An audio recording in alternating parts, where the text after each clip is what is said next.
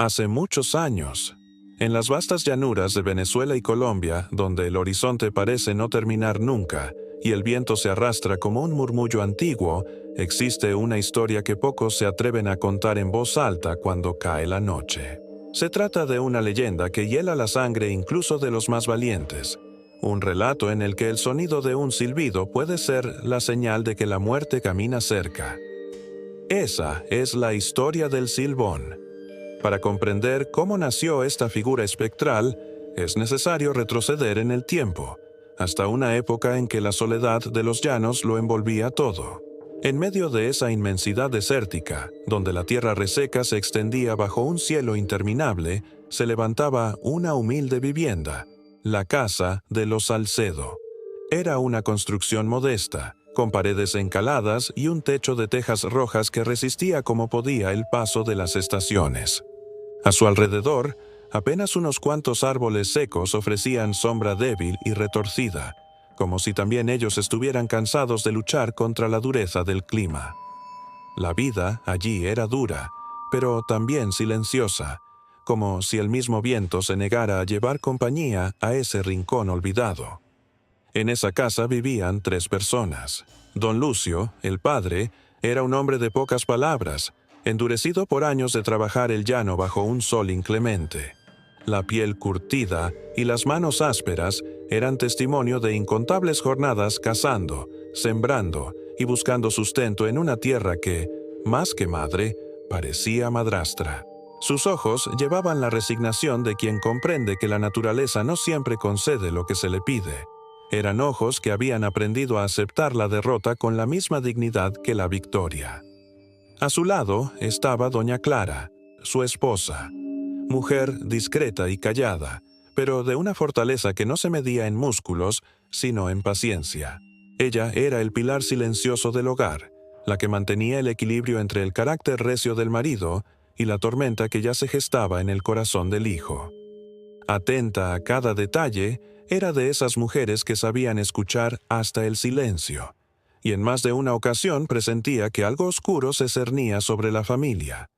El tercero era Esteban, el único hijo de los Salcedo. Lo que en principio debió ser el orgullo y la esperanza de la familia, terminó convirtiéndose en la raíz torcida de una maldición. Desde pequeño, Esteban fue criado sin restricciones. Sus caprichos jamás conocieron un no por respuesta. Si deseaba algo, lo obtenía. Nunca se le exigió disciplina ni trabajo. Por el contrario, fue tratado como un pequeño rey al que había que complacer. Esa crianza indulgente lo deformó. En vez de crecer agradecido, se convirtió en un joven altivo, egoísta y lleno de un vacío que nada lograba saciar. Con el paso de los días, las exigencias de Esteban se tornaron insoportables. Ya no bastaba con aguardiente o carne fresca. Quería más, siempre más, como si en su interior se abriera un pozo sin fondo imposible de saciar. Cada capricho era una orden, y cada negativa, un detonante de ira. Su madre, que intentaba ser el equilibrio de la familia, procuraba calmarlo con palabras suaves. «Hijo», le decía con voz pausada, «no todo lo que uno desea llega cuando se quiere. A veces hay que esperar, a veces hay que trabajar para conseguirlo». Pero Esteban, en lugar de escucharla, respondía con una sonrisa torcida que le endurecía el rostro. Sus ojos, oscuros y brillantes, parecían encenderse con un fuego malsano. «¿De qué sirve vivir aquí, madre, si no puedo tener lo que quiero?», respondía con un tono que mezclaba desprecio y amenaza. Esa frase se repetía una y otra vez, hasta volverse como un eco en las paredes de la casa. Y cada vez que don Lucio regresaba de la faena sin el venado esperado, el joven descargaba su frustración de la manera más perturbadora. Salía al patio, ponía las manos en los bolsillos y lanzaba su silbido en la noche.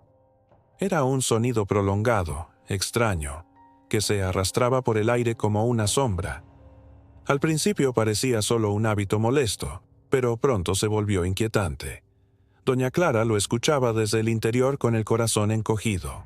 Cada nota parecía un presagio oscuro que se colaba por las rendijas, como si aquel silbido no fuera un simple capricho, sino la antesala de una desgracia que aguardaba su momento para estallar. El punto de quiebre llegó en una tarde que ardía bajo el sol inclemente. El llano parecía un horno, y don Lucio regresó a casa con la piel quemada por el calor, la escopeta vacía y las manos desnudas. Sus pasos arrastrados eran la prueba de que el día había sido en vano. En la entrada lo esperaba Esteban, con los brazos cruzados y el ceño fruncido. Otra vez sin el venado. Escupió con un tono cargado de desprecio, como si cada palabra fuera un látigo. Don Lucio, con la voz cansada, trató de explicarse. El llano está seco, hijo.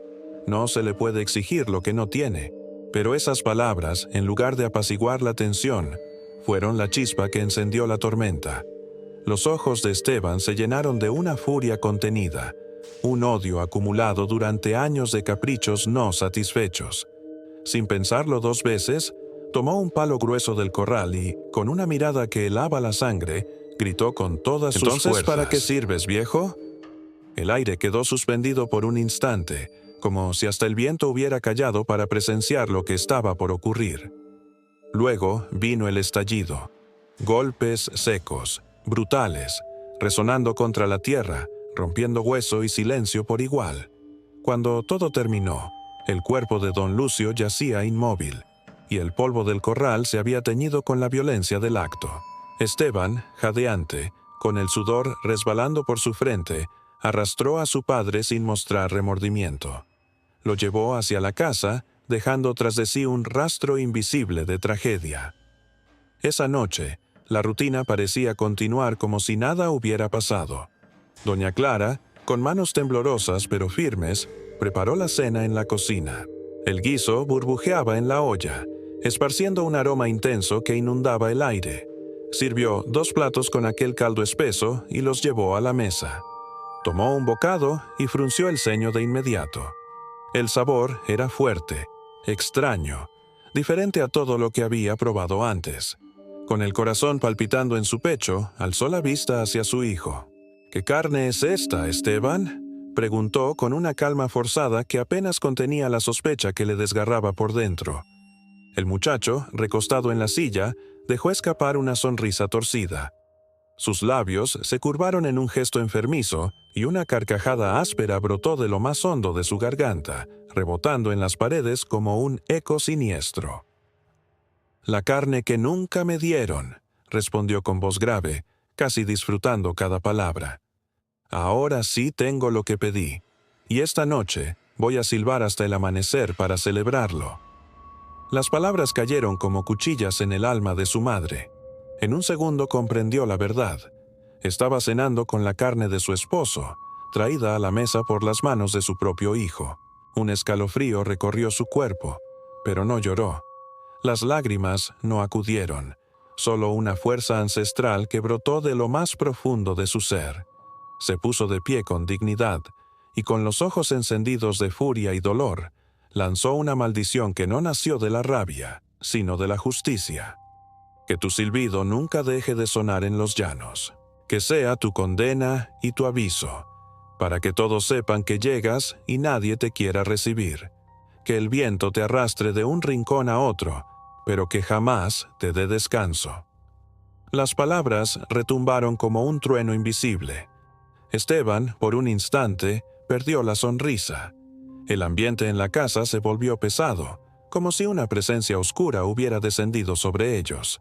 Afuera, los grillos callaron, y el silencio se volvió sepulcral. En ese instante nació la condena. Esteban no lo sabía todavía, pero había dejado de ser un hombre para convertirse en el eco eterno de su propio crimen. Esteban aún mantenía esa sonrisa torcida que tanto lo caracterizaba, pero por primera vez desde que había cometido el crimen, su rostro mostró una grieta, un destello fugaz de miedo. Tal vez fue el eco de la maldición de su madre. Tal vez fue la certeza de que algo más grande que él lo observaba desde las sombras. El aire del rancho parecía haberse vuelto más denso, como si los llanos mismos guardaran silencio, esperando el desenlace. Esa misma noche, cuando el reloj invisible del viento anunciaba la medianoche, el sonido de cascos rompió el silencio. El abuelo de Esteban, un hombre curtido por la vida y tan severo como las sequías que azotaban aquellas tierras, llegó al rancho montado en su caballo. Su silueta se recortó contra la luna, imponente, como un juez que venía a dictar sentencia.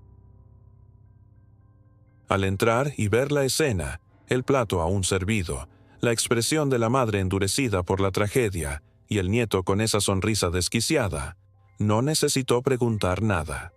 La verdad estaba escrita en el aire, impregnada en el olor del guiso y en la mirada esquiva de Esteban. Sin pronunciar palabra, el anciano descolgó el látigo que llevaba al cinto.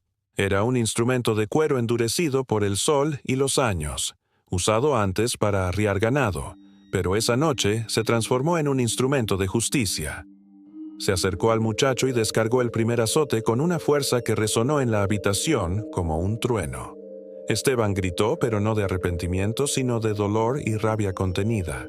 Los golpes siguieron, uno tras otro, hasta que la piel del joven quedó marcada de rojo y su sonrisa desapareció por completo.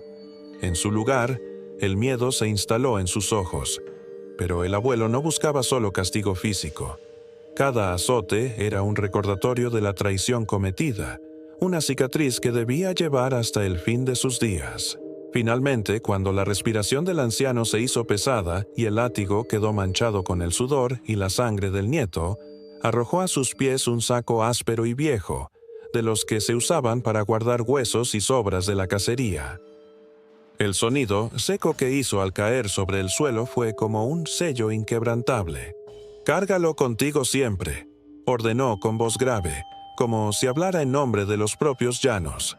«Que pese tanto como tu culpa. Desde ahora ya no eres Esteban. Eres solo lo que silbas y lo que cargas». Doña Clara, inmóvil en un rincón, no dijo nada. Sus ojos confirmaron que el destino del hijo ya estaba escrito. El anciano lo tomó por el hombro y, con un empujón brutal, lo arrojó fuera del hogar. El portazo retumbó en la oscuridad como un último adiós. Esteban desapareció en la inmensidad de la llanura, y pronto su silbido volvió a escucharse, arrastrado por el viento nocturno. Pero ya no era el silbido de un capricho juvenil, era el silbido de una condena, un sonido hueco y perverso que se confundía con el lamento del propio llano. Dicen que desde entonces nunca volvió a amanecer para él.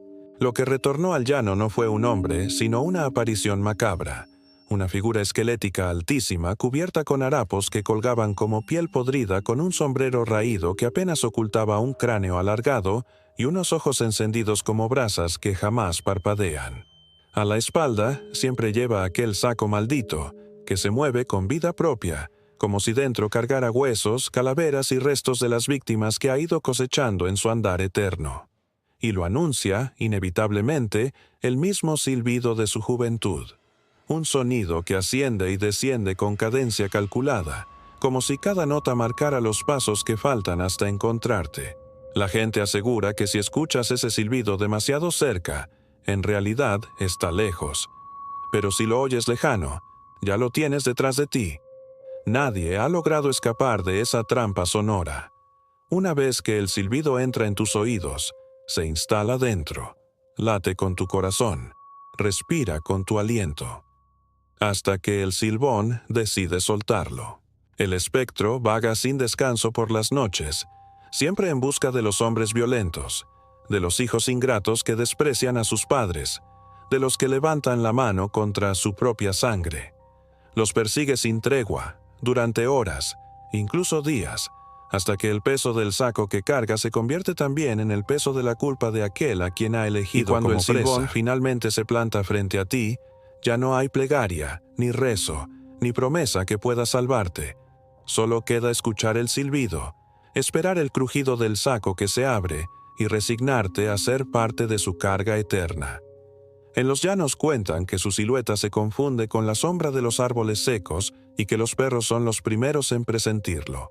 Ladran desesperados, aúllan con furia y luego huyen con el rabo entre las patas como si vieran lo que los hombres no alcanzan a ver. Hay quienes aseguran que los borrachos que deambulan solos por la madrugada son los más propensos a encontrarlo. Para ellos, el silbón es una advertencia y un castigo, una forma de recordar que los excesos también tienen precio. Se cuenta que algunos jugadores empedernidos, al salir de las cantinas, escucharon ese silbido prolongado tras de sí y jamás volvieron a casa. En los pueblos llaneros, el miedo tiene su propio protocolo. Cuando alguien asegura haber escuchado un silbido en la oscuridad, las luces de las casas se apagan de inmediato, las puertas se cierran con cerrojos y las familias guardan silencio absoluto.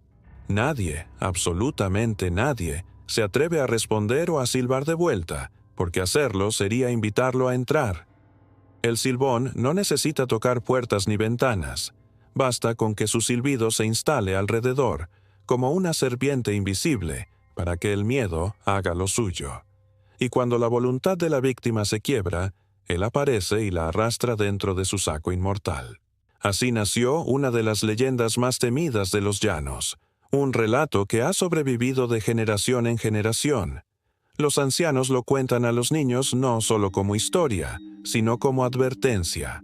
La desobediencia y la ingratitud tienen un precio, y ese precio puede durar más que una vida. Muchos creen que no es más que un mito para asustar a los pequeños, pero quienes lo han escuchado en carne propia saben que no es ficción. Porque en medio de la noche, cuando todo queda en calma y el viento se cuela entre la hierba alta, basta con oír un silbido prolongado para que el corazón se hiele y los huesos se paralicen. El silbón sigue ahí, caminando bajo la luna, cargando a la espalda la condena que su madre pronunció. Persigue a quienes reflejan lo peor de él, y cada aparición recuerda a los vivos que la ingratitud y la violencia contra los padres nunca quedan impunes.